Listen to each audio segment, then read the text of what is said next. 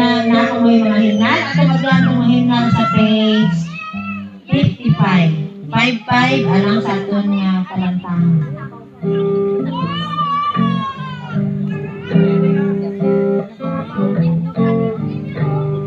Duhol kang Jesus, ising.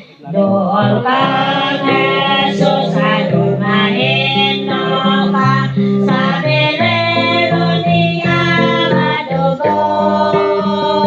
Imo baw sa ligan si Jesus, saron mamuhin lo sa imong sala.